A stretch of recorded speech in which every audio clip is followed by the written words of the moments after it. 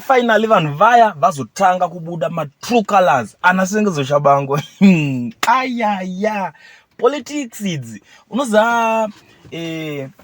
ukashandiswa semusellout like semutengesi vanenge vakushandisa vava vakakwanisa kuachieva zvinhu zvavanenge vachida in time vanobva vasiyana newe vakutodhila vakutoenda pa the next person kuti varambe vachikwanisa kuachieva zvinhu zvavanenge vachida kuita ende vanhu vakabvira kudhara vachishandiswa neZANU-PF vachiudzwa kuti aiwa dhiri redu rakadai ukavatarisa iko zvino mupolitics vanhu ivavo ango mazita akasopinda tingangoti mazuru akapinda nyoka kudhara ende vanhu vacho vazhinji ukada kuvatarisa vanhu vekuti vanogona kubudikira iko zvinoti ayo toda kufaita corruption toda kufaita ZANU-PF zviri kuita zvakashata but ukatarisa muhistory yevanhu ivavo veopposition kumashure uchaona kuti vanhu ivavo vanga vatori malawyers kumashure malawyers acho ndo vaitoenda vachinomiririra vanhu the same people ivavo veZANU-PF varoda kurwisa vaitoenda chinovamirira kumacourts vachitaura kuti ai ningachinzi ari kubatwa nenyaya kana nemhosva yakati anotoenda omiririra otita lawyer rake obva atowina munhu iye obva atosetwa free osara asina kana mhosva because of vanhu mimi mozoda kuuya panapo pavanhu manje muti ayo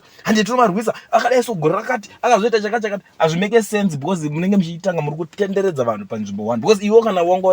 uri serious nekuti zvinhu izvo zvifambe unongoti paipo unoenda kwakanomiririra munhu paipa uri lawyer rake uri serious nekuti iwe nyika inake kana kuti uri kufumura corruption obva unodyisa munhu ka obva abatwa nenhingirikini totoziva kuti problem -1 but hakuna zvakadaro vanhu ivavo vakangogara variko vachingoita zvavari kuita iko zvinezvi manje vato pane chimwe chikamu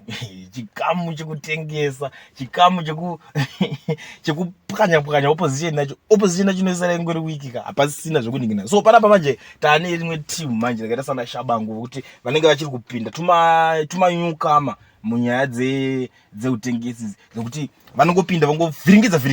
ukanyatsomubvunza kuti saka iwe wanyatsozviitirei chazvo zvemarinhingirikini reason nemusoro inobuda ipapo uchaona kuti hapatorina hapana kana reason nemusoro uchazoona kuti aiwa papa nemunhu anenge ari kana behind kuti zvinhu izvozvo because pane munhu anenge achida kuachieva something akaachieva chaanga achida ichocho zvinhu zvese zvatova paposition zvatova right iko zvinezvi manje akuzvirewada kuti gandichiwanawo seat resenate because he knows kuti mupolitics unosara uri nothing ati ayo reganidza ndichipinda pasenator ndo zvega zvaanokwanisa kuti ngachitoita ipapo but zvinhu zvakadai so zviri fani vanhu vakaita sana nhingirikini vava iyeye wokudyiwa nanhingirikini namakamu kuseru